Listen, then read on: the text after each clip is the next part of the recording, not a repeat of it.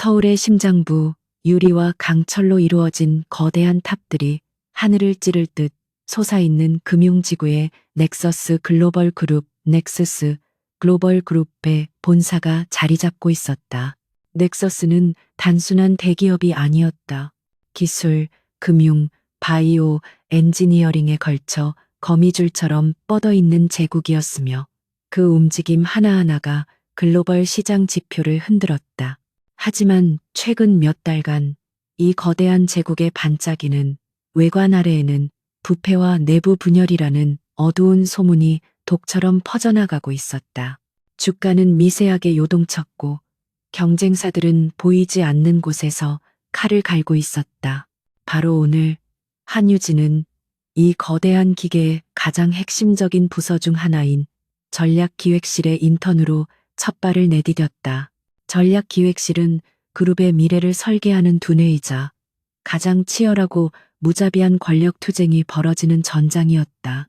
그리고 이 부서를 철권으로 통치하는 인물이 바로 상무이사 최민환이었다. 그는 넥서스 내부에서 가장 공격적인 인물로 알려져 있었으며 그의 부서는 최의 도살장이라는 별명으로 불릴 정도였다. 유진은 깔끔한 흰색 블라우스와 검은색 정장 치마, 거의 눈에 띄지 않는 화장을 한 채 엘리베이터에서 내렸다. 그녀의 손에는 기본적인 서류 가방 하나만 들려 있었다. 그녀의 외모는 평범했고 태도는 겸손했으며 그 모습 어디에서도 이 살벌한 부서에서 살아남을 만한 특별함을 찾아보기 어려웠다. 인사팀 직원이 그녀를 전략기획실 입구로 데려다주며 동정심 반, 체념 반의 표정으로 말했다. 한유진 씨, 여긴 분위기가 좀 다릅니다. 그냥 시키는 일만 조용히 처리하면 될 겁니다. 사무실 내부는 거대한 벌집을 연상시켰다. 수십 명의 직원들이 칸막이 안에서 키보드를 두드리는 소리 외에는 아무런 소리도 들리지 않았다. 공기마저 팽팽하게 당겨진 활시위처럼 긴장되어 있었다. 유진을 인계받은 사람은 김 차장이었다. 그는 날카로운 눈으로 유진을 위아래로 훑어보더니 앳된 외모에 실망한 기색을 노골적으로 드러냈다. 인턴? 하필 지금 같은 시기에 요즘 인사팀은 무슨 생각으로 일하는지 모르겠군. 그는 턱짓으로 사무실 구석, 복사기와 서류 파쇄기 옆에 놓인 작은 임시 책상을 가리켰다. 저기가 당신 자리야. 정직원들 업무에 방해되지 않게 조심하고 우선 여기 있는 지난 분기 보고서들 전부 스캔하고 부서별로 분류해서 파일링해. 오늘 안으로 김 차장이 던져준 서류 뭉치는 작은 산을 이루고 있었다. 좋기 수천 장은 되어 보였다. 이것은 환영의 인사가 아니라 명백한 기선제압이자 무시였다. 유진은 그 전에 알겠습니다라고 조용히 대답하고는 자기 자리로 향했다. 그녀가 자리에 앉아 주변의 직원 몇몇이 경멸과 조소가 섞인 시선을 던졌다. 그들은 유진이 낙하산이거나 혹은 현실 파악 못하고 넥서스의 화려함만 보고 지원한 순진한 어린애라고 생각하는 듯했다. 특히 최민환 상무의 직속 라인으로 불리는 박 과장은 동료에게 들릴 듯 말 듯한 목소리로 중얼거렸다. 이번 인턴은 며칠이나 버틸까? 일주일, 아니 사흘에 건다. 유진은 그들의 시선과 수군거림을 애써 무시하는 척하며 묵묵히 일을 시작했다. 그녀의 손은 기계적으로 서류를 스캔하고 분류했지만 그녀의 눈과 귀는 사무실 전체의 동태를 예리하게 포착하고 있었다. 누가 누구에게 보고하고 누가 누구의 눈치를 보는지, 전화 통화 목소리에 담긴 미묘한 긴장감, 그리고 특정 단어, 예를 들면 피닉스 프로젝트가 언급될 때마다 순간적으로 변하는 공기의 흐름까지 그녀는 모든 것을 흡수하고 있었다. 오전 내내 사무실은 폭풍 전야처럼 조용히 긴장되어 있었다. 그리고 오후 2시 진짜 폭풍이 몰아쳤다. 최민환 상무가 집무실에서 모습을 드러낸 것이다. 그는 40대 후반이었지만 잘 관리된 체격과 값비싼 맞춤 정장이 그의 권위적인 기백을 한층 더 강조했다. 그의 등장은 마치 사자가 우리에 들어선 것처럼 사무실 전체의 공기를 순식간에 얼어붙게 만들었다. 모든 직원들이 하던 일을 멈추고 자리에서 일어나 90도로 허리를 숙였다. 최 상무는 그들의 인사를 받지도 않은 채 사무실을 천천히 가로질렀다. 그의 시선이 복사기 옆에서 묵묵히 서류 작업을 하던 유진에게 멈췄다. 그는 김 차장을 향해 고갯짓을 했다. 저건 뭔가? 그의 목소리는 낮았지만 그 안에 담긴 차가운 권위는 모든 이의 등골을 서늘하게 만들었다. 김 차장이 황급히 달려와 귓속말을 하듯 보고했다. 아, 오늘부터 새로운 인턴입니다. 한유진이라고 합니다. 최 상무는 유진에게 다가갔다. 유진은 자리에서 일어나 조용히 고개를 숙였다. 최 상무는 그녀를 머리부터 발끝까지 훑어보았다. 그것은 사람을 평가하는 시선이 아니라 마치 가구의 품질을 따지는 듯한 오만한 시선이었다. 인턴? 전략기획실이 무슨 타가소인 줄 아나? 누가 이런 애를 여기에 배정했지? 그의 말에는 노골적인 경멸이 담겨 있었다. 요즘은 아무나 넥서스 명함 파고 싶어서 안달이 난 모양이군. 유진은 고개를 든 채 그의 눈을 똑바로 바라보았다. 그 시선은 당돌하지 않았지만 그렇다고 주눅 들지도 않았다. 그저 맑고 투명한, 그래서 오히려 상대방을 불편하게 만드는 고요함이 담겨 있었다. 많이 배우겠습니다. 상무님, 그녀의 대답은 간결했다. 최 상무는 그녀의 그 평온한 태도가 오히려 마음에 거슬리는 듯 코웃음을 쳤다. 배워?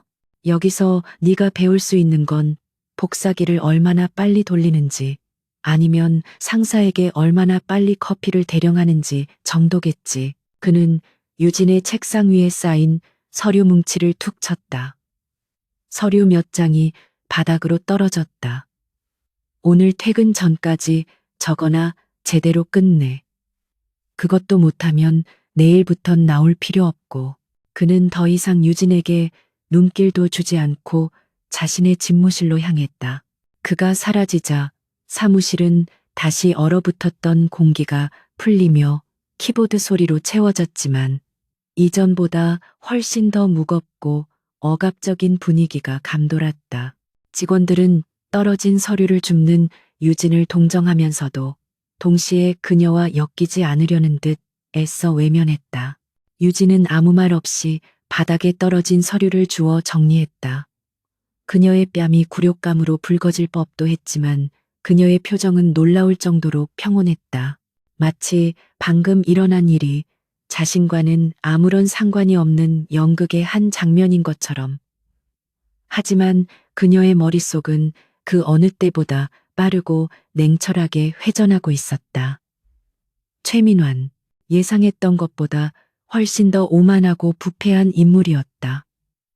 그는 자신의 권력을 숨기기는커녕 오히려 그것을 과시하며 타인을 짓밟는 것을 즐기고 있었다. 그녀가 이곳 넥서스 전략기획실에 인턴이라는 신분으로 위장 잠입한 이유는 분명했다. 지난 6개월간 넥서스 내부에서 자행된 막대한 규모의 자금 유출과 주가 조작 의혹, 그 중심에 바로 이 전략기획실과 최민환 상무가 있었다. 하지만 그는 교묘한 회계 처리와 내부 정보망을 이용해 모든 증거를 인멸했고 외부 감사와 검찰의 수사망을 번번이 빠져나갔다. 그의 권력은 이사회 깊숙이 뿌리박고 있어 웬만한 내부 고발로는 흠집조차 낼 수 없었다. 유진이 복사기 앞에 서서 마지막 서류 뭉치를 스캔할 때였다. 그녀의 눈이 복사기 옆에 무심하게 쌓여있던 오래된 프로젝트 보고서 더미에 멈췄다. 그중 하나의 피닉스 프로젝트 1차 예비 타당성 보고서라는 제목이 희미하게 보였다. 이것은 최 상무가 극비리에 추진 중인 차세대 해외 확장 사업이었다. 표면적으로는 넥서스의 새로운 성장 동력이었지만 유진이 입수한 첩보에 따르면 이것이야말로 최민환이 막대한 비자금을 조성하는 핵심 통로였다. 그녀는 주위를 빠르게 둘러보았다. 모든 직원이 자신의 모니터에 몰두해 있었고 김 차장은 통화에 열중하고 있었다. 유진은 자연스럽게 자신이 스캔하던 서류 뭉치 사이에 그 보고서를 끼워 넣었다. 그리고는 아무 일 없었다는 듯 스캔 작업을 계속했다. 그녀의 심장은 고요했지만 머릿속은 이미 그 보고서의 데이터를 해체하고 분석하기 시작했다. 이것은 단순한 서류 작업이 아니었다. 거대한 성벽을 무너뜨리기 위한 첫 번째 균열을 찾아내는 작업이었다.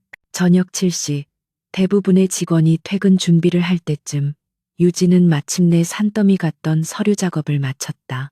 그녀는 완벽하게 분류된 파일들을 김 차장의 책상 위에 올려놓았다. 김 차장은 믿을 수 없다는 듯 시계를 한번, 유진을 한번 쳐다보았다. 그는 그 방대한 양을 오늘 안에 그것도 신입 인턴이 해낼 것이라고는 상상도 못했던 것이다. 다 한 건가? 유진은 그저 고개를 끄덕였다. 김 차장은 헛기침을 하며 파일을 뒤적였지만 흠잡을 데 없이 완벽하게 처리된 작업에 더 이상 아무 말도 하지 못했다. 그는 그저 수고했네. 내일 9시까지 늦지 말고 출근해라고 퉁명스럽게 말할 뿐이었다. 유진은 다시 한번 조용히 인사하고 사무실을 나섰다. 그녀가 엘리베이터에 오르는 모습을 최민환 상무가 자신의 집무실 블라인드 사이로 차갑게 지켜보고 있었다는 사실을 그녀는 알지 못했다. 최민환은 책상 위에 인터폰을 눌렀다. 김 차장, 저 인턴, 배경조사 다시 해봐. 샅샅이. 그는 무언가 설명할 수 없는 찝찝함을 느꼈다. 저렇게 순진해 보이는 얼굴로 그 많은 일을 불평 한마디 없이 저런 속도로 처리해낸다는 것이 마음에 걸렸다. 어쩌면 예상보다 쓸모가 있거나 혹은 예상보다 훨씬 더 귀찮은 존재일지도 몰랐다. 그는 창밖으로 펼쳐진 서울의 야경을 내려다보며 쓴웃음을 지었다. 어차피 일주일도 못 버티고 울면서 뛰쳐나가게 되겠지만 한편 넥서스 본사 건물을 빠져나온 유진은 화려한 로비를 가로질러 지하 주차장의 가장 깊숙한 곳으로 향했다. 그녀의 겸손했던 인턴의 모습은 온데간데 없었다. 그녀의 발걸음은 망설임이 없었고 표정은 차갑게 가라앉아 있었다. 그녀가 멈춰 선 곳은 최고급 세단인 마이바흐 앞이었다. 뒷좌석의 문이 열리고 중후한 목소리가 그녀를 맞이했다. 첫날은 어땠소, 한의사. 유진은 차에 올라타며 굳은 표정을 풀었다. 운전석에 앉은 사람은 넥서스 그룹 권태민 총재의 비서실장이자 충복인 윤 기사였다. 유진이 대답했다. 최민환, 생각보다 더러운 뱀입니다. 그리고 예상보다 더 똑똑하게 움직이고 있어요. 그녀는 가방에서 스캔한 피닉스 프로젝트 보고서가 담긴 USB를 꺼냈다. 하지만 뱀은 언제나 흔적을 남기죠. 오늘 밤 분석할 게 많아지겠네요. 윤 기사는 말없이 차를 출발시켰다. 차는 서울의 밤을 가르며 한남동의 최고급 빌라 넥서스 총재의 사저를 향해 미끄러지듯 나아갔다. 아무도 몰랐다. 넥서스 전략기획실의 초라한 인턴 한유진이 실은 이 거대한 제국의 새로운 주인이 된 권태민 총재가 자신의 조직을 바로잡기 위해 심어놓은 비밀 병기이자 법률적 조언가이며 또한 그의 아내라는 사실을. 다음날 아침 넥서스 전략기획실의 공기는 어제보다 한층 더 날카롭게 얼어붙어 있었다. 최민환 상무가 야심차게 추진하는 피닉스 프로젝트의 1차 성과 보고 회의가 예정되어 있었기 때문이었다. 이 회의는 단순한 실무 점검이 아니었다. 최 상무가 자신의 입지를 공고히 하고 이사회의 전폭적인 지원을 끌어내기 위한 중요한 정치적 무대였다. 부서의 모든 정직원들이 긴장한 표정으로 회의 자료를 마지막으로 점검하며 분주하게 움직였다. 한유진은 여전히 복사기 옆 자신의 임시 책상에 앉아 있었다. 어제와 마찬가지로 그녀에게 주어진 업무는 신규 프로젝트와는 아무런 관련이 없는 단순 자료 입력과 과거 보고서 정리 작업이었다. 김 차장은 의도적으로 그녀를 이 중요한 회의의 흐름에서 배제시켰다. 그녀는 인턴이었고 최 상무의 눈에 든 이상 그녀는 투명 인간이 되어야만 했다. 하지만 유진은 키보드를 두드리는 와중에도 어젯밤 분석했던 자료들을 머릿속으로 끊임없이 재구성하고 있었다.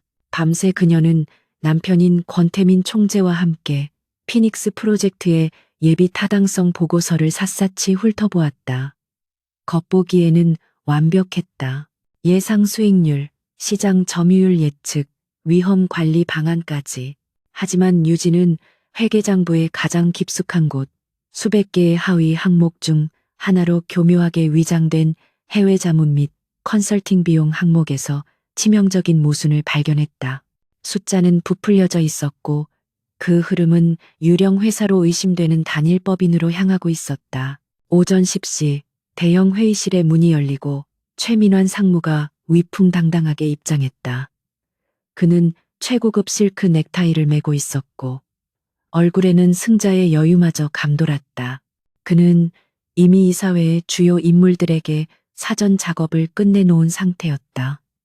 오늘 회의는 그저 형식적인 절차에 불과하다고 생각했다. 직원들이 자리에 정렬하고 김 차장이 회의 준비가 완료되었음을 보고했다. 최 상무는 만족스러운 듯 고개를 끄덕이며 발표를 시작하려 했다. 그때 그가 미간을 찌푸리며 말했다. 커피가 아직인가? 김 차장, 기본도 안 챙기는 건가? 김 차장의 얼굴이 하얗게 질렸다.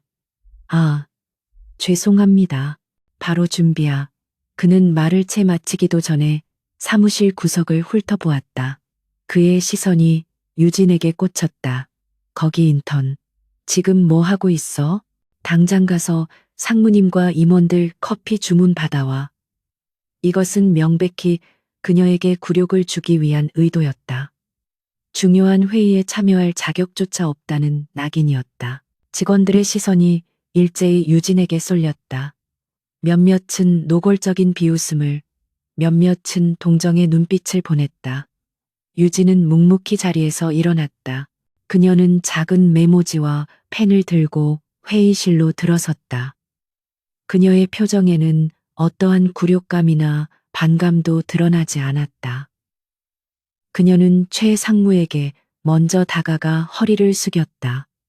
상무님, 커피는 어떤 것으로 준비해 드릴까요? 최 상무는 그녀를 거들떠보지도 않고 마치 벽에 대고 말하듯 퉁명스럽게 내뱉었다. 아무거나 제일 진한 걸로. 시간 끌지 말고. 그는 다시 스크린을 향해 몸을 돌렸다. 유진은 다른 임원들의 주문을 차례로 받아 적었다. 그리고 그녀가 막 회의실을 나가려던 순간 최 상무가 레이저 포인터로 스크린에 뜬 복잡한 재무 도표를 가리키며 열변을 토하기 시작했다. 보시는 바와 같이 피닉스 프로젝트의 1차 투자 대비 예상 수익률은 업계 평균을 훌쩍 뛰어넘는 35%입니다. 바로 그 순간이었다. 유진은 회의실 문고리를 잡은 채 마치 무언가에 발이 걸린 것처럼 잠시 멈칫했다. 그녀는 뒤를 돌아보지 않은 채 혼잣말처럼 중얼거렸다. 하지만 그 목소리는 회의실의 정적을 깨뜨릴 만큼 충분히 명료했다. 죄송합니다만 그 데이터 혹시 3분기 해외 컨설팅 비용이 포함된 수치인가요? 회의실의 공기가 순간적으로 얼어붙었다. 최 상무의 열변이 뚝 끊겼다. 그는 믿을 수 없다는 표정으로 유진을 돌아보았다. 뭐라고? 김 차장은 사색이 되어 소리쳤다. 한유진 씨, 지금 무슨, 당장 나가지 못해. 하지만 유진은 문고리를 잡은 손을 풀고 천천히 몸을 돌렸다. 그녀의 시선은 정확하게 스크린의 재무도표, 그 중에서도 가장 구석에 작은 글씨로 적힌 항목을 향해 있었다. 아닙니다. 그냥 커피를 가지러 가다가 우연히 봤는데 저기 10페이지의 총계가 조금 이상해서요. 그녀는 마치 정말로 순진한 실수를 한 인턴처럼 고개를 갸웃거렸다. 제가 어제 정리했던 지난 분기 보고서에서는 전략기획실의 해외 컨설팅 비용이 저 수치의 절반 이하였습니다.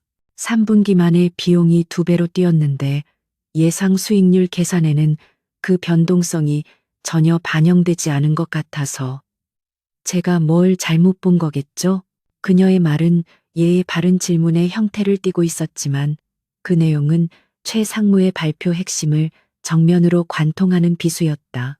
회의실에 앉아있던 다른 임원들의 표정이 미묘하게 변하기 시작했다. 그들은 대부분 최 상무의 라인이었지만 동시에 숫자에 민감한 금융 전문가들이었다. 그들의 시선이 일제히 스크린의 해당 항목으로 향했다. 최 상무가 그토록 화려하게 포장했던 35%라는 수익률에 거대한 물음표가 찍히는 순간이었다. 최 상무의 얼굴이 분노와 당혹감으로 붉게 물들었다. 인턴, 그것도 어제 막 들어온 커피 심부름이나 하던 계집애가 감히 자신의 발표에 재를 뿌린 것이다. 그는 이성을 잃고 소리칠 뻔했지만 다른 임원들의 시선 앞에서 가까스로 평정을 되찾으려 했었다. 그는 헛기침을 하며 상황을 수습하려 했다. 그건 특별 자문 비용이 일시적으로 반영된 것 뿐이요. 프로젝트의 전체적인 수익성에는 아무런 영향이 없는 미미한 수치야. 아, 그렇군요. 유진은 순진한 표정으로 고개를 끄덕였다.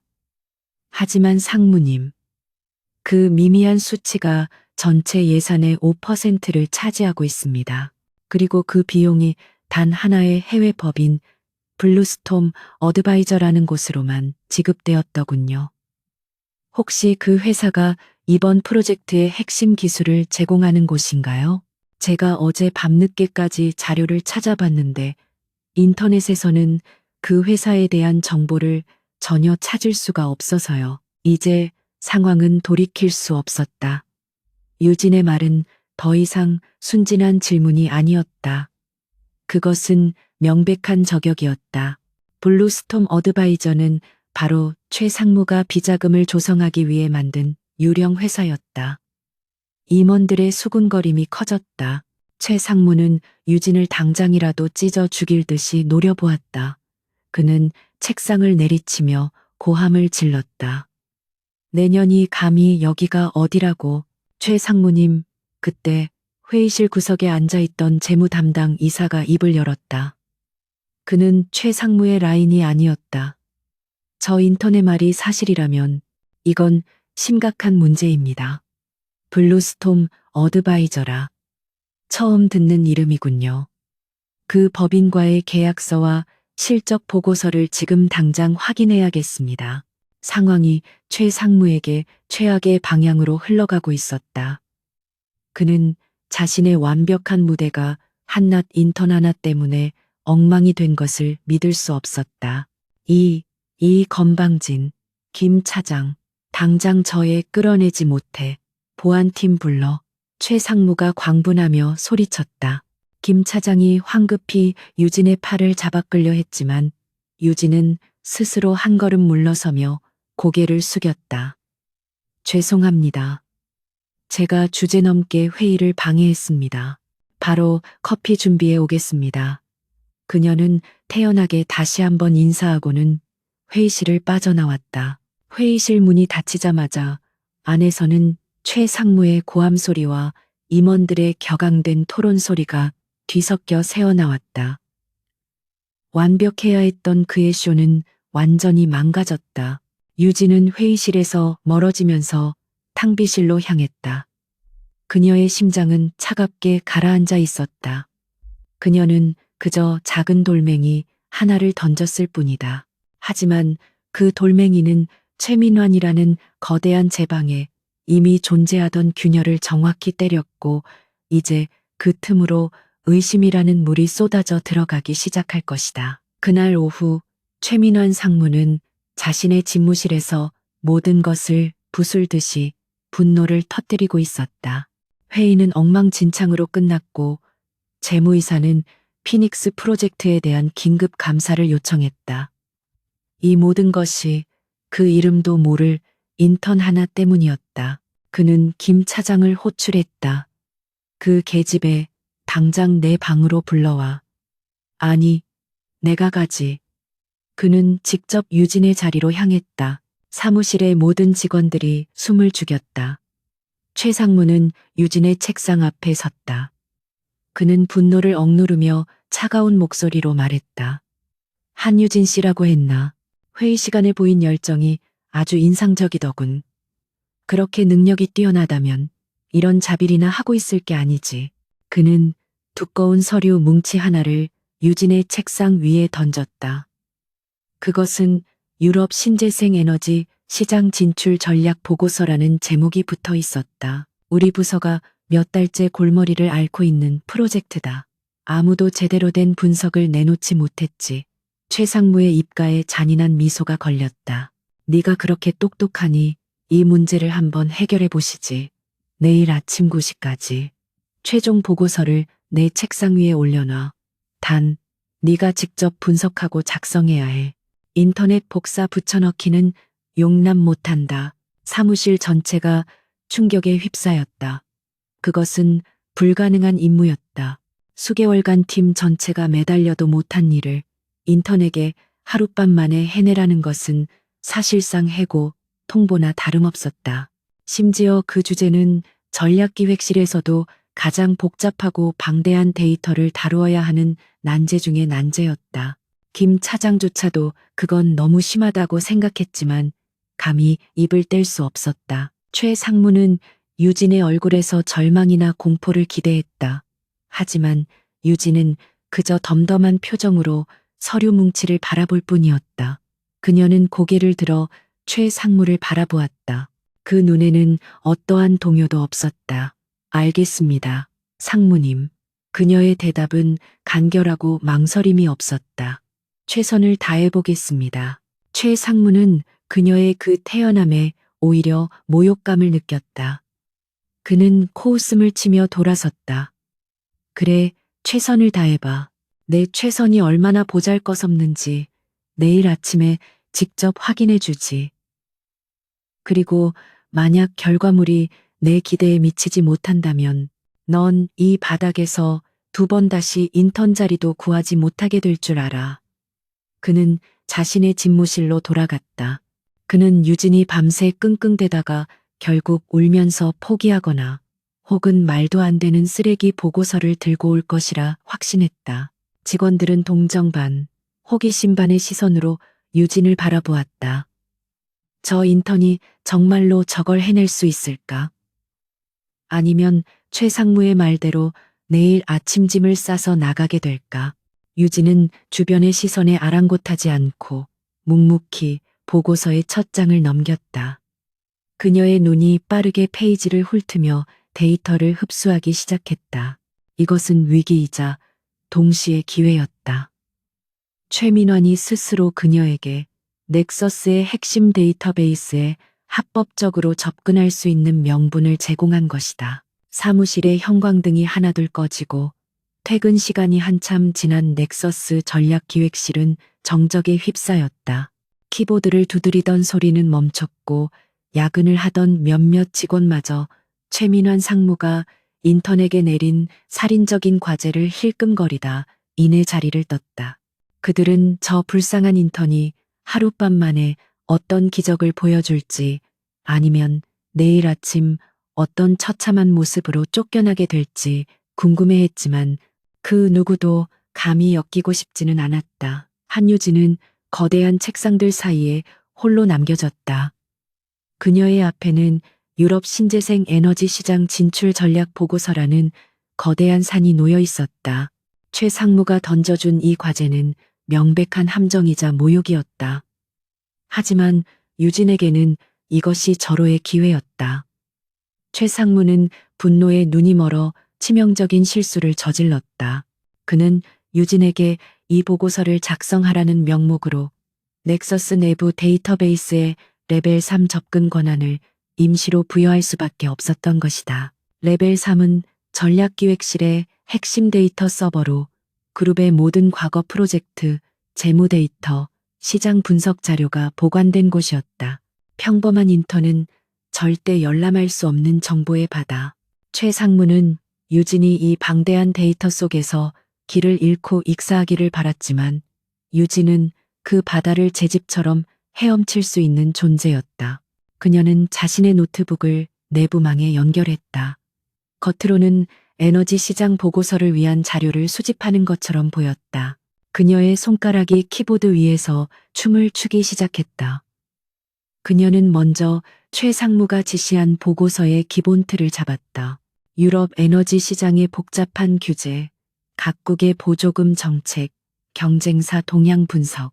그녀의 머릿속에 있던 방대한 지식과 데이터베이스의 정보가 결합되자 몇 시간 만에 전문가 수준의 분석 보고서 초안이 완성되었다. 그것만으로도 최 상무를 놀라게 하기에 충분했지만 유진의 진짜 목적은 그것이 아니었다. 유진은 보고서 작성 프로그램을 스크린 전면에 띄워둔 채 백그라운드에서 두 번째 작업을 시작했다. 그녀의 진짜 목표, 피닉스 프로젝트와 블루스톰 어드바이저의 실체였다. 레벨 3 접근 권한을 이용해 그녀는 재무팀과 전략기획실의 서버 로그를 파고들기 시작했다. 그녀는 단순한 데이터 분석가가 아니었다. 과거 국제 해킹 방어 대회에서 우승한 경력이 있는 최고 수준의 사이버 보안 전문가였다. 최민환이 설정해둔 1차 방화벽은 손쉬운 자물쇠에 불과했다. 유진은 마치 유령처럼 그의 시스템에 스며들었다. 그녀는 블루스톰 어드바이저로 흘러들어간 자문 비용의 흐름을 역추적했다. 최 상무는 교묘하게 자금 세탁의 흔적을 남겼다. 블루스톰에서 나온 돈은 다시 여러 개의 페이퍼 컴퍼니로 쪼개져 나갔다. 케이맨 제도, 버진 아일랜드, 파나마, 전형적인 조세 피난처였다. 하지만 유진은 그보다 더 깊은 곳을 보고 있었다. 이 모든 유령 회사들이 결국 하나의 정점으로 수렴되는 것을 발견했다. RS 홀딩스, 에이리스 홀딩스라는 이름의 싱가포르 법인이었다. 그곳으로 모든 자금이 모이고 있었다. 유진이 RS 홀딩스의 등기이사 명단을 확인하려던 순간이었다. 그녀의 화면이 순간적으로 깜박이며 접근 거부 메시지가 떴다. 경고, 비인가 접근 시도 감지. 같은 시각 자신의 집무실에서 와인을 마시며 유진의 처참한 실패를 상상하던 최민원 상무의 개인 단말기에 조용한 경보가 울렸다. 누군가 RS 홀딩스의 방화벽을 건드린 것이다. RS 홀딩스는 그의 비자금 금고이자 피닉스 프로젝트의 진짜 목적지였다.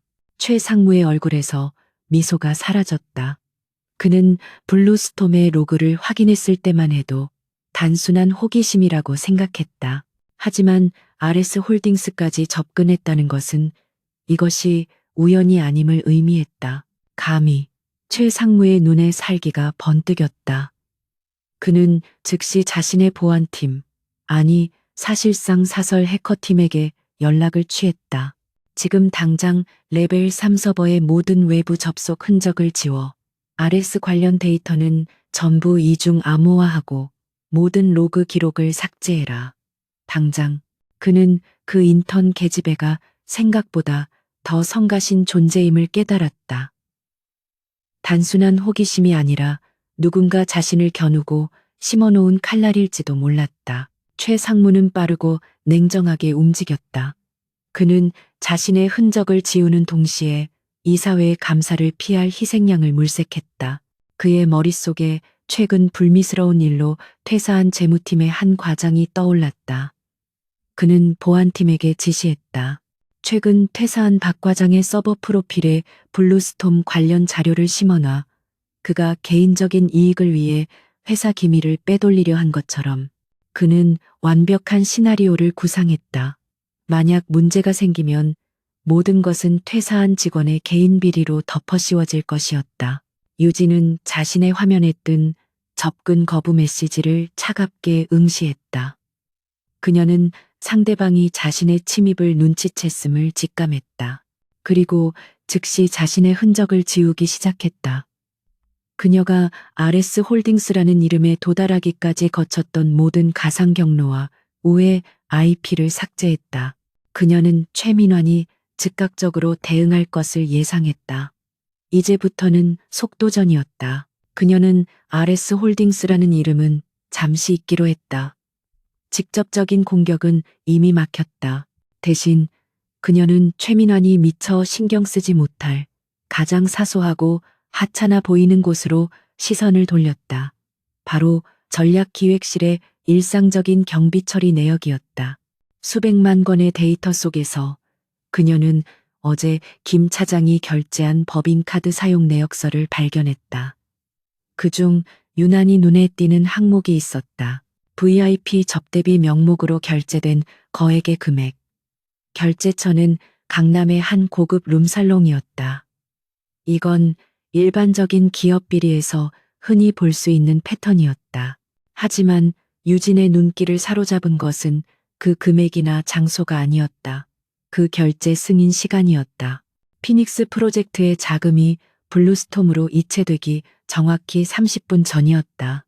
그리고 그날 밤 최 상무의 법인카드 사용 내역에는 또 다른 결제 기록이 남아 있었다. 도서, 구입비 명목으로 결제된 수백만 원. 결제처는 세종저축은행이었다. 저축은행에서 도서를 구입했다.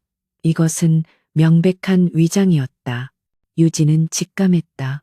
블루스톰과 RS 홀딩스가 해외를 통한 거대한 자금 세탁 통로라면 이 세종저축은행은 국내에서 급하게 현금을 조달하고 로비 자금을 뿌리기 위한 최민환의 사적인 현금 인출기일 가능성이 높았다. 유진은 더 이상 깊이 파고들지 않았다. 최민환이 이미 경계 태세에 들어간 이상 더 이상의 접근은 자신의 정체를 노출시킬 위험이 있었다. 그녀는 세종저축은행이라는 키워드만 머릿속에 각인시켰다. 그리고는 다시 본래의 임무, 즉 유럽 신재생 에너지 시장 진출 전략 보고서로 돌아왔다. 그녀는 밤새 수집한 데이터를 바탕으로 완벽한 보고서를 작성하기 시작했다. 동이틀 무렵 유진은 150페이지에 달하는 완벽한 보고서를 완성했다. 그것은 단순한 자료 수집이 아니었다. 시장의 틈새를 정확히 짚어내고 경쟁사의 약점을 파고드는 공격적인 진출 전략까지 담겨 있었다. 최 상무가 몇 달간 팀 전체를 동원해도 얻지 못했던 바로 그 결과물이었다. 그녀는 보고서를 출력하고 자신의 USB에 담아두었던 피닉스 프로젝트의 초기 예비 보고서, 어제 스캔한 것다. 블루스톰으로 향하는 초기 자금 흐름도를 함께 정리했다. 오전 8시 50분, 유진은 말끔한 모습으로 출근했다.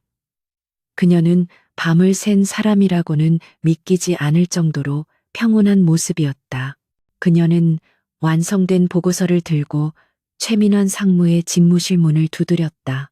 최 상무는 밤새 자신의 흔적을 지우고 희생양까지 만들어 놓은 터라 피곤하면서도 승리감에 도취해 있었다. 그는 유진이 울먹이며 용서를 구하거나 혹은 말도 안 되는 종이 뭉치를 들고 올 것이라 예상했다. 들어와. 유진이 집무실로 들어서자 최 상무는 거만한 표정으로 그녀를 바라보았다. 그래서 너의 최선이라는 게 뭔가? 어디 한번 구경해 볼까? 유진은 아무 말 없이 두꺼운 보고서를 그의 책상 위에 올려놓았다. 최 상무는 조소하며 보고서의 첫 장을 넘겼다. 그리고 그의 표정은 경악으로 변해갔다. 한 장, 한 장 넘길수록 그의 손이 미세하게 떨리기 시작했다. 이것은 인턴 수준이 아니었다. 자신이 원했던, 아니 그 이상을 담고 있는 완벽한 전략 보고서였다. 최민원 상무는 자신의 집무실에 홀로 앉아 책상 위에 놓인 보고서를 노려보고 있었다. 150페이지에 달하는 완벽한 전략. 그가 몇 달을 쏟아부어도 얻지 못한 해답이 어제 막 들어온 인턴의 손에서 나왔다는 사실을 그는 도저히 받아들일 수 없었다. 분노를 넘어선 차가운 공포가 그의 등줄기를 타고 흘렀다. 저것은 인턴이 아니다. 괴물이다. 혹은 누군가가 자신을 잡기 위해 보낸 날카로운 칼날 그 자체였다. 그는 유진을 칭찬할 수도, 그렇다고 그녀가 작성한 보고서를 공식적으로 채택할 수도 없었다. 칭찬은 그녀의 능력을 인정하는 꼴이었고, 채택은 그녀에게 공을 세워주어 이목을 집중시키는 꼴이었다. 그는 보고서를 서랍 깊숙이 쳐넣어 버렸다. 그는 인터폰을 눌러 김 차장을 불렀다. 그 보고서, 당장 폐기해. 그리고 그 인턴, 오늘부터 일거수일투족 감시해. 누구와 만나는지, 화장실은 언제 가는지까지 전부. 최민화는 직감했다. 어젯밤 RS 홀딩스의 방화벽을 건드린 침입자와 하룻밤 만에 이 불가능한 보고서를 완성한 인턴이 동일 인물일지도 모른다는 끔찍한 의심이 들었다. 그는 자신의 보안팀에 유진의 모든 통신 기록과 PC 사용 내역을 감시하라고 비밀리에 지시했다. 그는 유진을 당장 해고하고 싶었지만 그럴 명분이 없었다. 오히려 그녀가 만들어낸 결과물이 너무 완벽해서 트집을 잡을 수조차 없었다. 유진은 다시 복사기 옆자리로 돌아왔다. 그녀는 최 상무가 보고서를 받고 어떤 반응을 보일지 정확히 알고 있었다. 그는 자신을 칭찬하지 않을 것이다. 오히려 더 강력하게 자신을 짓누르려 하거나 혹은 자신의 정체를 캐내기 위해 덫을 놓을 것이다. 어젯밤에 RS 홀딩스 접근 시도와 이 완벽한 보고서. 최민화는 이제 자신을 단순한 위협이 아닌 제거해야 할 적으로 인식하기 시작했다. 직접적인 증거 수집은 불가능해졌다. 최민화는 이미 모든 디지털 흔적을 지우고 방어벽을 최고 수준으로 높였을 것이다. 그녀가 세종저축은행이라는 실마리를 잡았지만 그 연결고리를 증명할 장부가 필요했다. 그리고 그 장부는 최민환의 가장 깊숙한 곳, 아마도 그의 개인 서버나 그가 완벽하게 신뢰하는 내부 보안팀의 손에 있을 터였다. 유진은 새로운 전략을 세웠다. 적의 성문이 굳게 닫혔다면 성벽을 지키는 경비병을 이용해야 한다. 넥서스의 내부 보안팀. 그들은 단순한 IT 직원이 아니었다.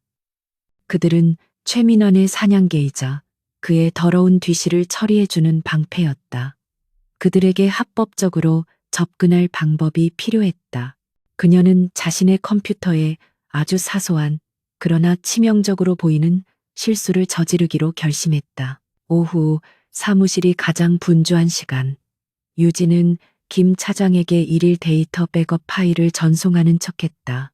하지만 그녀가 전송한 파일에는 눈에 보이지 않는 작은 스크립트가 숨겨져 있었다.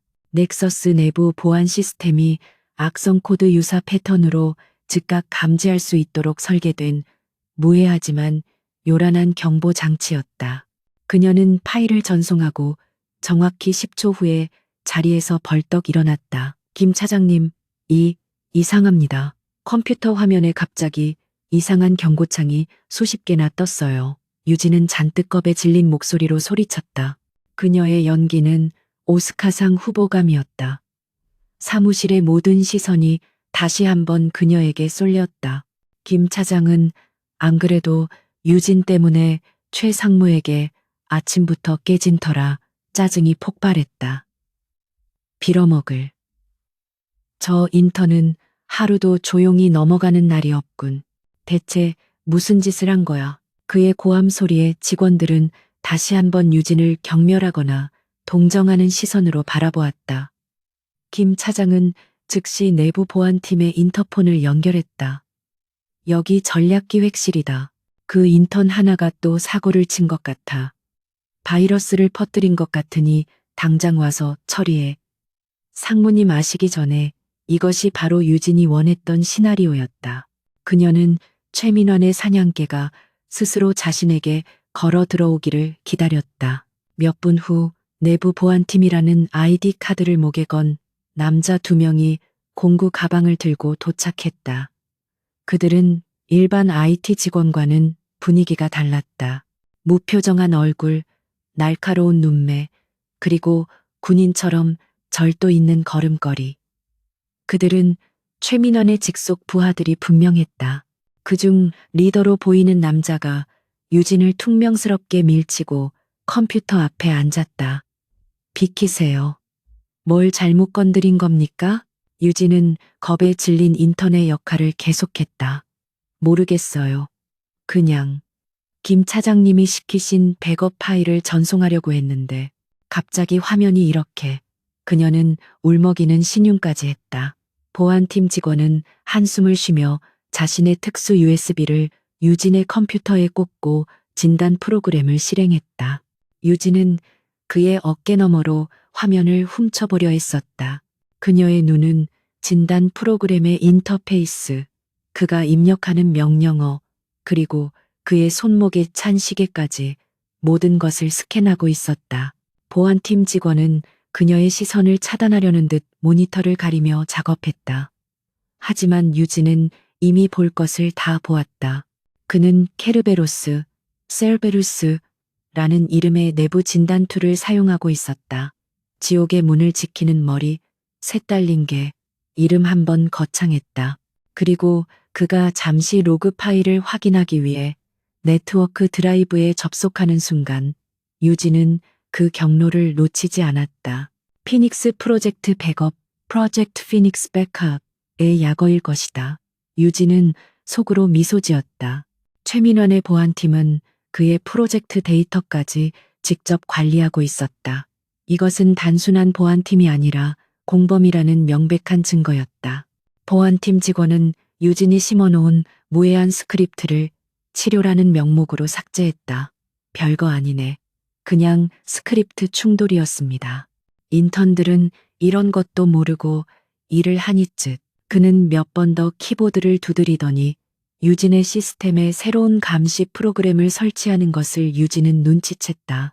이제부터 그녀의 모든 키보드 입력과 화면이 실시간으로 감시될 것이다.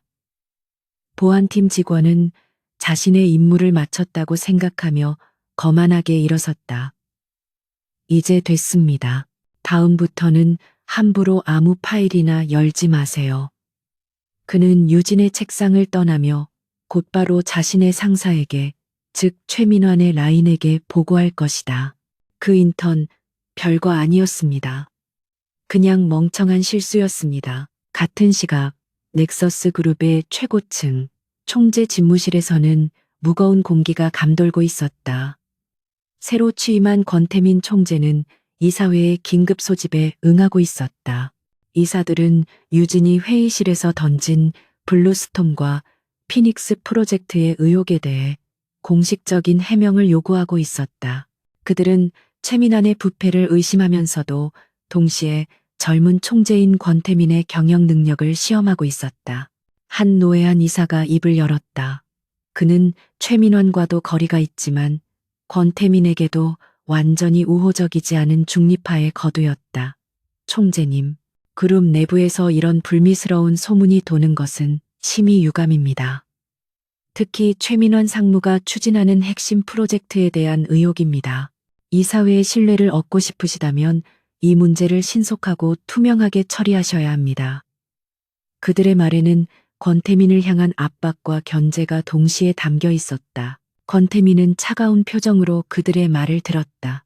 그는 아내인 유진이 현장에서 목숨을 걸고 증거를 모으고 있다는 것을 알기에 속이 타들어갔지만 내색할 수 없었다. 그는 이 압박을 역이용하기로 결심했다. 이사님들의 우려에 깊이 공감합니다.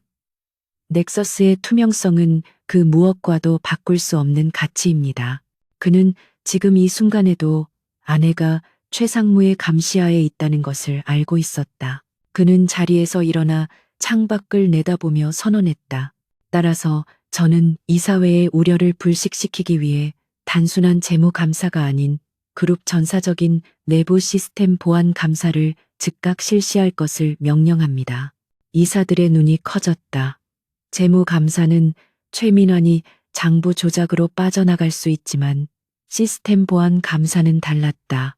이것은 서버 자체를 뒤지는 것이기 때문이다. 권태민이 말을 이었다. 모든 서버 로그, 데이터 접근 기록, 특히 전략기획실과 재무팀, 그리고 내부 보안팀의 모든 활동 기록을 외부 전문 기관을 통해 감사받겠습니다. 한 점의 의혹도 남기지 않겠습니다. 이것은 최민환의 손발을 묶는 동시에 그의 사냥개들인 보안팀을 정조준하는 강력한 한 수였다. 그는 이사회의 압박을 이용해 유진이 활동할 수 있는 판을 만들어준 것이다. 그는 최 상무가 감히 총재의 명령을 거부하지 못할 것임을 알았다. 이 소식은 즉시 최민환 상무에게 전달되었다. 전사적 시스템 보안 감사. 그것도 외부 기관을 통해서. 최 상무는 자신의 집무실에서 최고급 크리스털 잔을 벽에 집어던졌다. 권태민, 저 어린 놈이 감히. 그는 유진이 제출한 완벽한 보고서, 그리고 오늘 있었던 인터넷 바이러스 소동이 단순한 우연이 아님을 확신했다. 그는 유진이 자신을 함정에 빠뜨리기 위해 의도적으로 보안팀을 불렀다는 것을 깨달았다. 그녀는 케르베로스나 엔드라이브의 존재를 알기 위해 그 쇼를 벌인 것이다. 그리고 권태민 총재의 보안 감사 명령은 그 함정에 기름을 부은 격이었다. 최민환은 위기감을 느꼈다. 그는 더 이상 유진을 인턴으로 보지 않았다. 그녀는 적이었다. 그는 김 차장에게 소리쳤다. 당장 그 인턴년 감시하던 거 그만둬. 김 차장이 의아해하자 최 상무가 살기 어린 목소리로 덧붙였다. 감시가 아니라 이제부터는 그 애를 처리할 방법을 찾아. 조용하게, 전혀는 절대 살아서 넥서스 밖으로 걸어 나가지 못하게. 압박은 최고조에 달했다. 유진은 케르베로스와 프로젝트 피파캅이라는 단서를 얻었지만 동시에 최민환의 살기 어린 시선을 정면으로 받게 되었다. 권태민 총재가 발동한 외부 시스템 보안 감사라는 칼날은 즉시 넥서스 그룹 전체를 뒤흔들었다. 감사팀이 본사에 도착하기도 전에 그 소문은 전략기획실의 공기를 마비시켰다.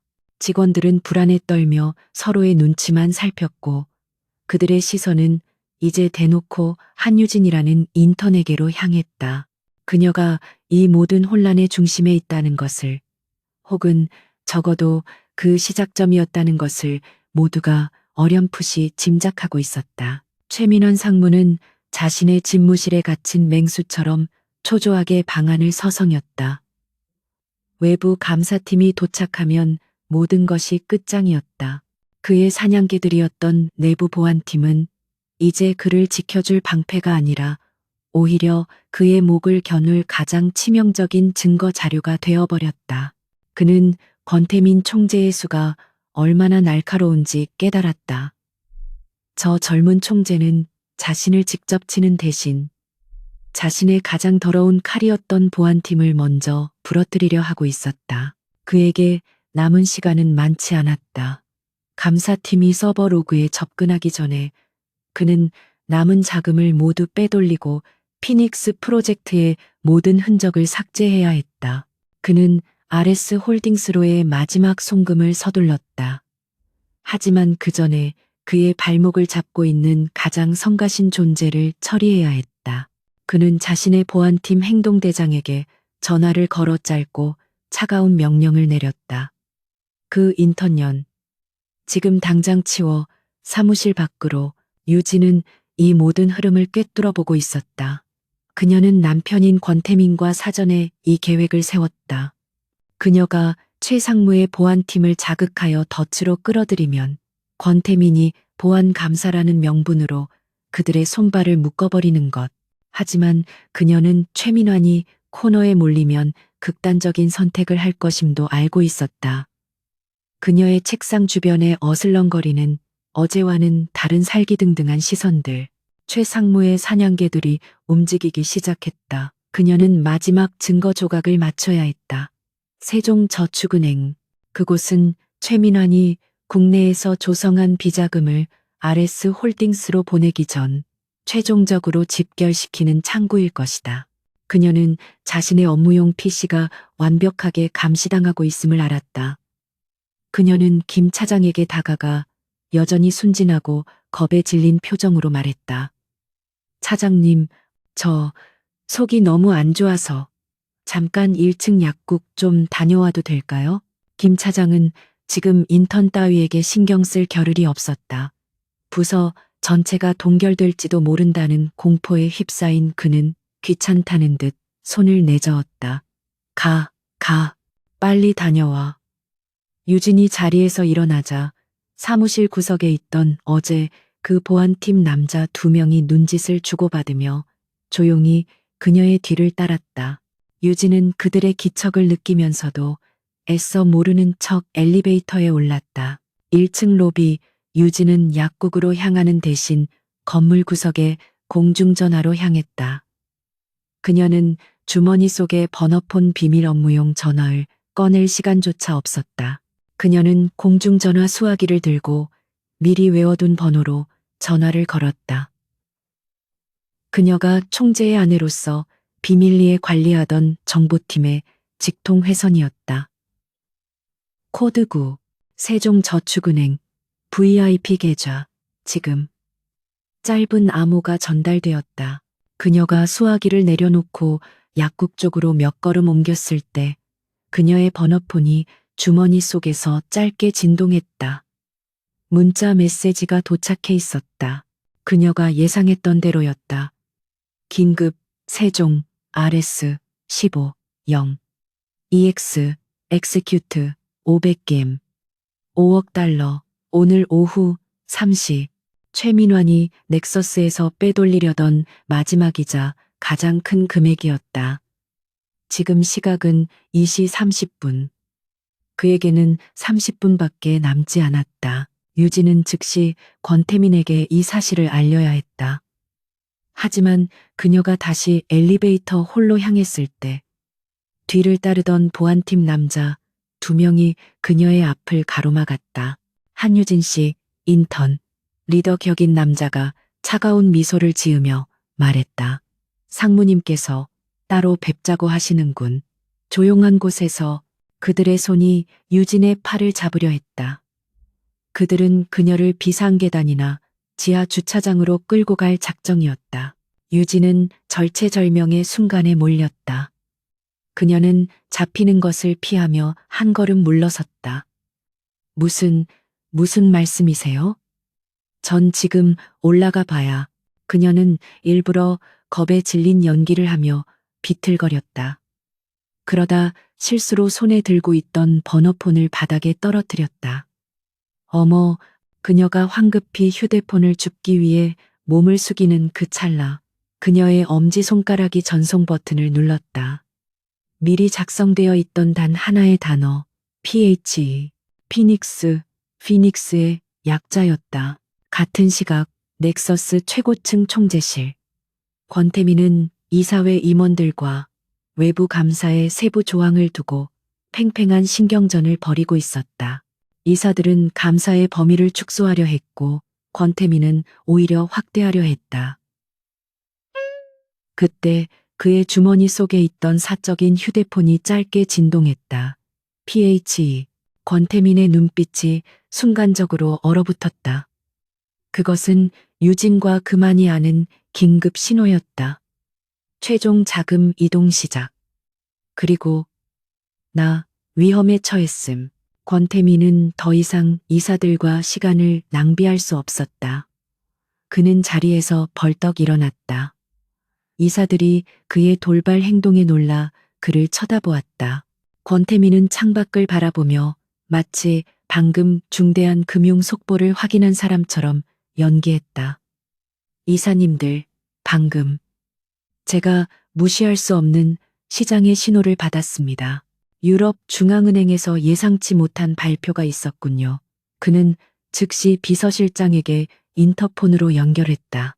윤 실장, 당장. 문이 열리고 윤 실장이 들어섰다.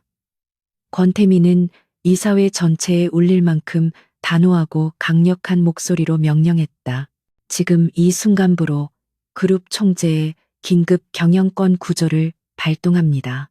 글로벌 시장의 급격한 변동성에 따른 긴급 위험 재평가를 위해 전략기획실의 모든 자산과 프로젝트, 그리고 해당 부서에서 발생하는 모든 국내외 송금을 즉각 동결 프리즈 합니다.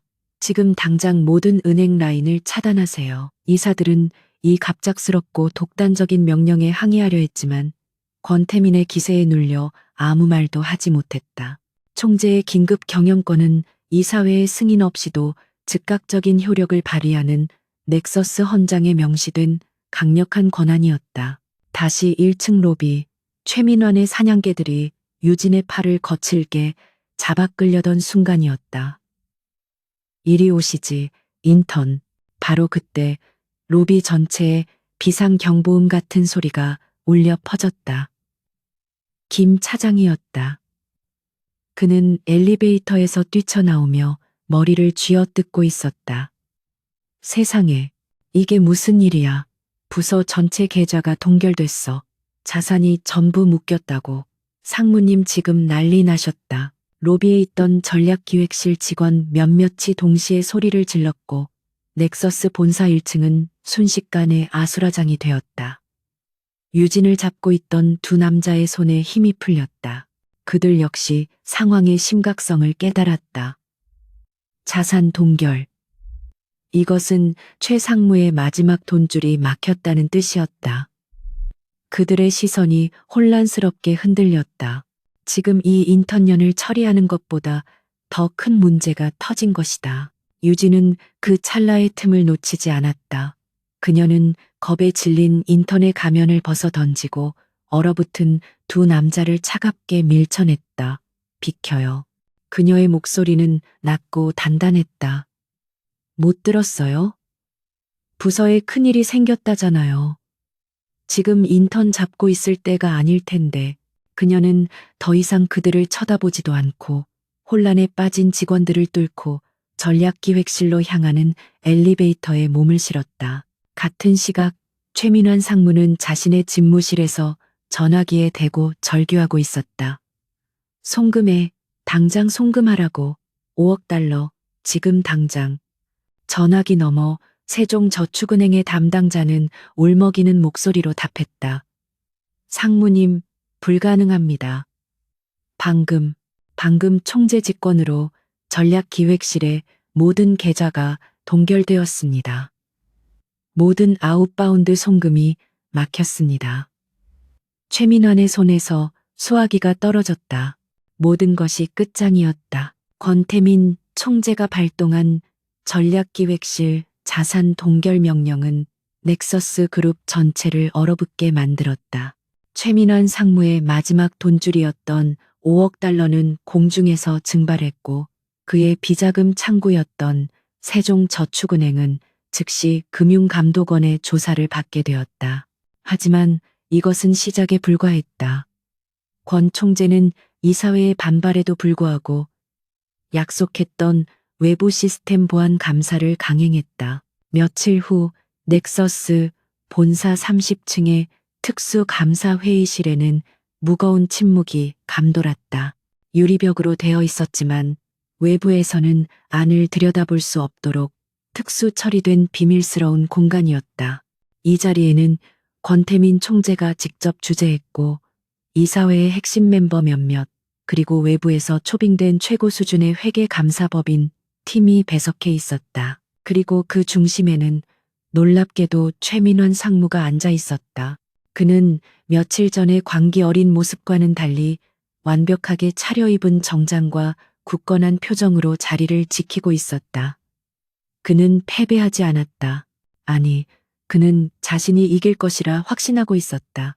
그는 자신의 모든 디지털 흔적을 지웠고 박 과장이라는 완벽한 희생양에게 모든 죄를 뒤집어 씌울 준비를 마친 상태였다. 외부 감사팀의 리더가 최종 보고를 시작했다. 총재님, 그리고 이사 여러분, 전략기획실의 서버 로그를 분석한 결과 심각한 데이터 손상 및 삭제 흔적을 발견했습니다. 그는 스크린에 복잡한 그래프를 띄웠다. 특히 피닉스 프로젝트와 블루스톰 어드바이저 관련 데이터는 거의 복구가 불가능할 정도로 파괴되었습니다. 최민환 상무가 기다렸다는 듯이 입을 열었다. 그의 목소리에는 억울함과 분노가 실려 있었다. 보십시오. 이것이 제가 그토록 경고했던 내부 기강회의의 결과입니다.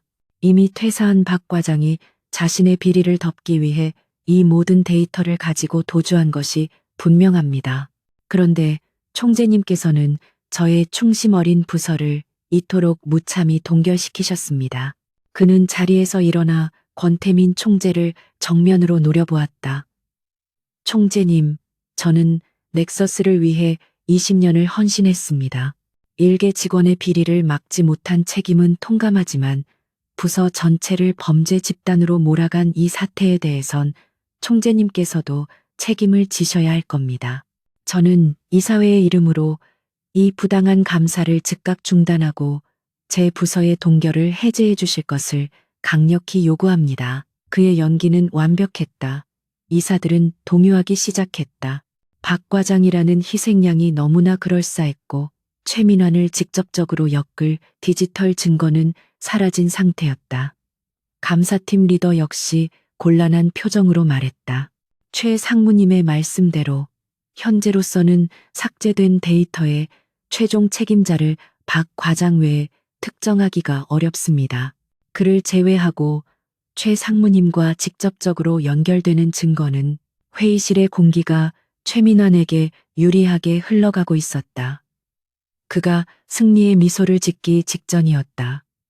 권태민 총재는 그 모든 과정을 묵묵히 지켜보고 있었다. 그는 시계를 한번 확인하더니 나지막하지만 회의실 전체를 울리는 목소리로 말했다. 감사팀장님, 보고 잘 들었습니다. 하지만 아직 최종 증인이 도착하지 않았습니다. 증인이라니요? 최 상무가 비웃었다.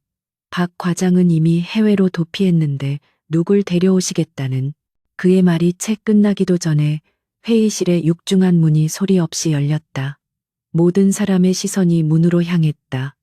그곳에는 한 여자가 서 있었다. 그녀는 더 이상 값싼 정장 치마를 입은 겁에 질린 인턴이 아니었다.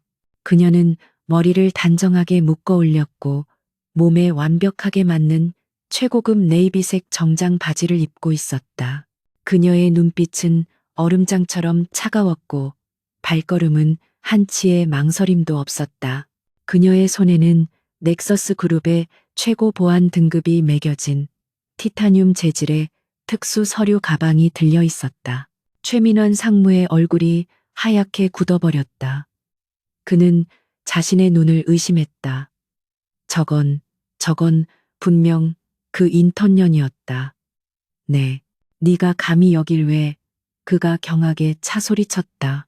김 차장을 비롯한 전략기획실 직원 몇몇도 증인으로 참석해 있다가 유진의 변한 모습에 숨을 삼켰다. 그녀는 최민원의 고함 소리에도 눈 하나 깜짝하지 않고 권태민 총재의 옆자리로 걸어가섰다. 권태민 총재가 자리에서 일어났다. 그는 이사들과 최 상무 그리고 방 안의 모든 사람을 향해 선언했다. 여러분께 소개할 사람이 있습니다. 그는 유진의 어깨를 감싸 안았다. 이분은 한유진 변호사입니다. 넥서스 그룹의 모든 법률 리스크를 총괄하는 저의 특별 법률 고문이시죠. 방 안은 물을 끼얹은 듯 조용해졌다. 최민화는 다리가 풀려 의자에 주저앉을 뻔했다. 인턴이 아니었다고? 법률 고문? 하지만 권태민의 말은 거기서 끝나지 않았다. 그는 유진을 더욱더 끌어당기며 방 안에 있는 모두에게 특히 최민환의 눈을 똑바로 바라보며 말했다. 그리고 제 아내입니다. 폭탄이 터졌다. 이사들은 경악을 금치 못했다. 아무도 몰랐던 총재의 결혼, 그리고 그 아내가 인턴으로 위장해 전략기획실에 잠입해 있었다는 사실. 최민환의 머릿속이 하얗게 변했다. 인턴인 줄 알았는데 알고 보니 총재의 아내였다. 그는 자신이 그동안 누구에게 커피 심부름을 시키고 누구에게 불가능한 보고서를 던지며 모욕했는지 깨달았다. 유진은 그제야 입을 열었다. 그녀의 목소리는 며칠 전 회의실에서 들었던 그 목소리였지만 이제는 그 안에 강철 같은 힘이 실려 있었다. 최민환 상무님, 디지털 증거는 파괴할 수 있겠죠. 하지만 아날로그 증거는 어떻게 하실 겁니까? 그녀는 특수 서류 가방을 열었다. 그녀는 첫 번째 서류를 꺼내 스크린에 띄웠다. 이것은 상무님께서 도서 구입비 명목으로 결제한 세종저축은행의 차명 계좌 입금 내역서입니다. 박 과장이 퇴사하기 훨씬 이전부터 존재했던 계좌더군요.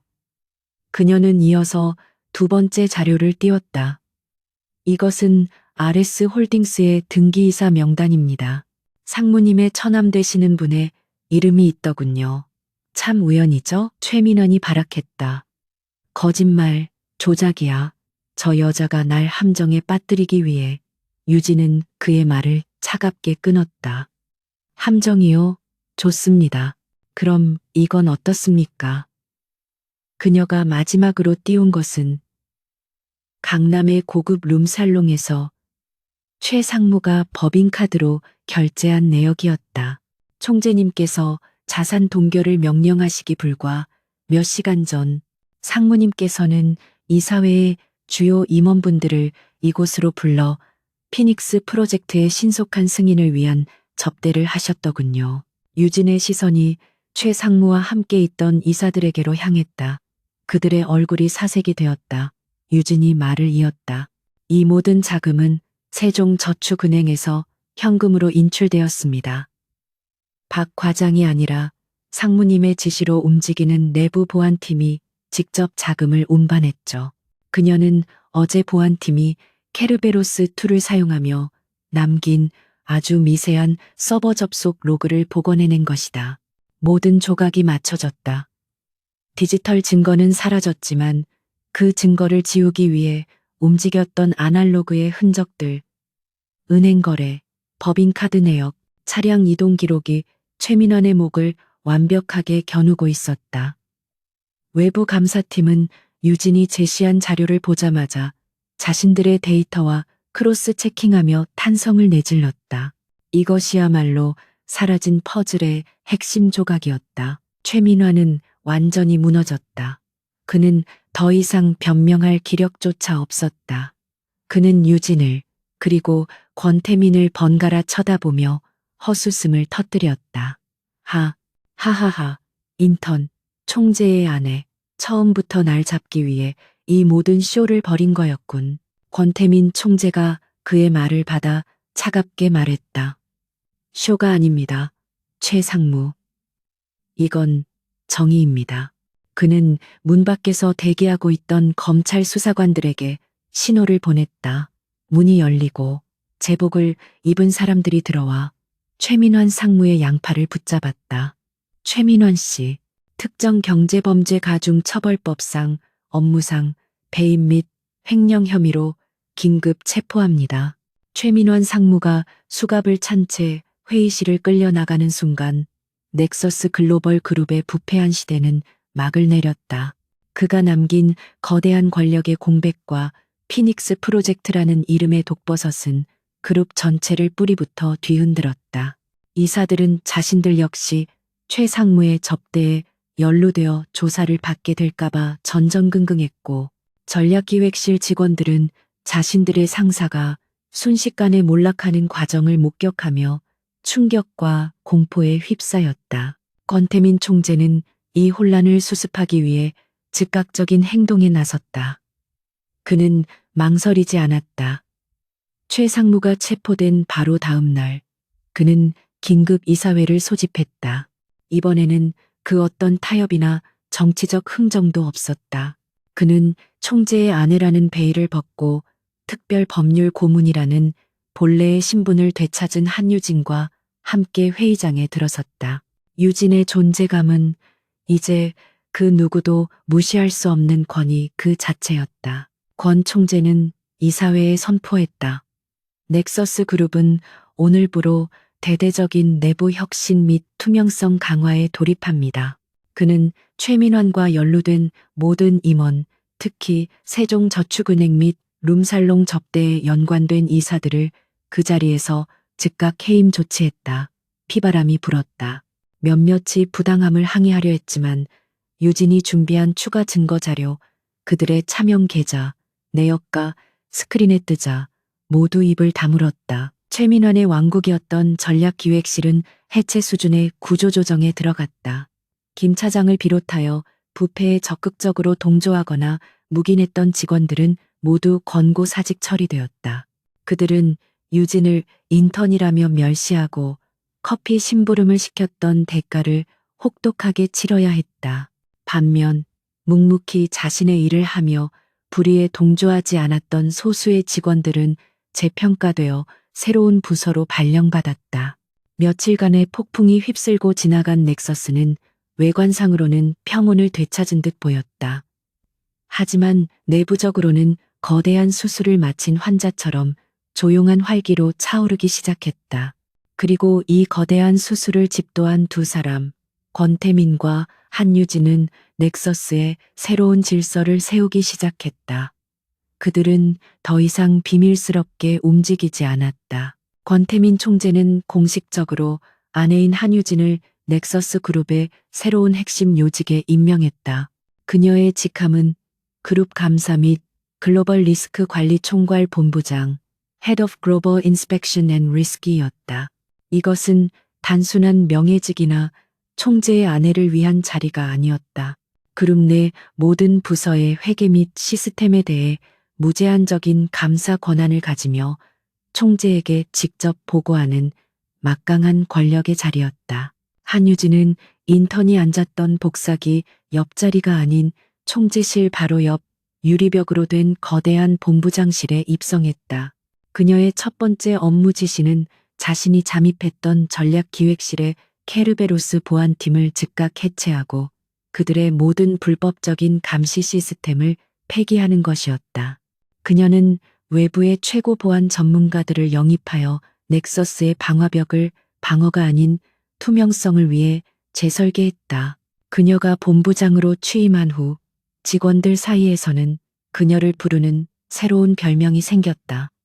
네메시스, 네메시스, 그리스 신화에 나오는 복수의 여신.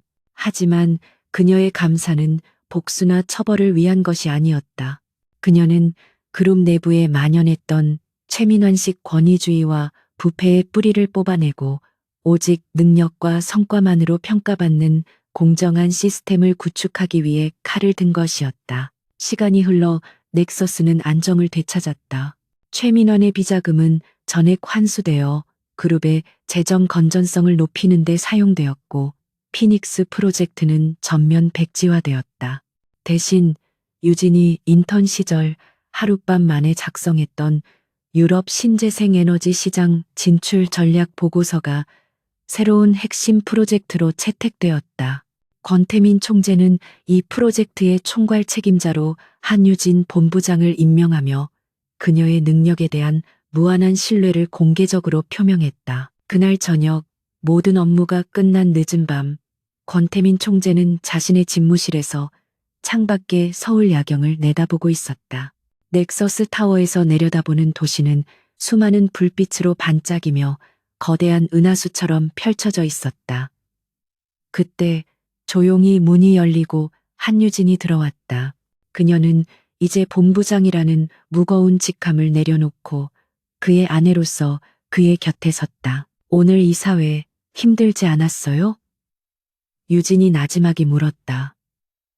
그녀가 추진하는 에너지 프로젝트는 여전히 구시대적인 이사들의 반대에 부딪히고 있었다.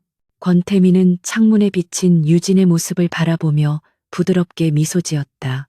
당신이 내 옆에 있는데 뭐가 힘들겠어. 그는 유진의 손을 부드럽게 감싸 쥐었다. 그 손은 며칠 전 인턴으로서 커피를 나르던 그 손이었지만 이제는 넥서스의 미래를 쥐고 있는 손이었다. 최민환이 무너졌다고 해서 모든 게 끝난 건 아니에요. 유진이 창밖을 바라보며 말했다. 그녀의 시선은 도시의 가장 밝은 곳이 아닌 가장 어두운 그림자를 향해 있었다. 그와 같은 괴물은 언제든 다시 생겨날 수 있어요. 권력이 있는 곳에는 언제나 부패가 따르니까. 그녀는 인턴으로서 경험했던 그 차가운 무시와 오만함, 그리고 그 안에서 자라나는 어둠을 잊지 않고 있었다. 권태민이 유진을 자신 쪽으로 돌려 세웠다. 그는 아내의 눈을 깊이 바라보며 말했다. 맞소. 괴물은 또 나타나겠지. 하지만 이제 우리에겐 저 괴물들을 감시할 가장 강력한 눈이 생겼잖소. 그의 시선이 유진에게 머물렀다.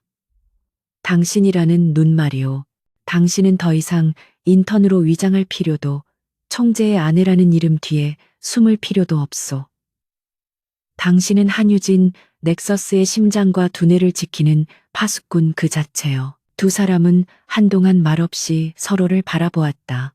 그들의 관계는 단순한 부부를 넘어 거대한 제국을 함께 이끌어가는 가장 강력한 파트너로서 재정립되었다. 유진은 남편의 눈 속에서 자신에 대한 절대적인 신뢰와 존경을 보았다. 그녀가 인턴이라는 위험한 임무를 자처했던 이유도, 권태민이 그녀를 믿고 이 모든 판을 짤 수 있었던 이유도 바로 이 신뢰 때문이었다. 유진은 권태민의 품에 기댔다. 앞으로 할 일이 많겠네요.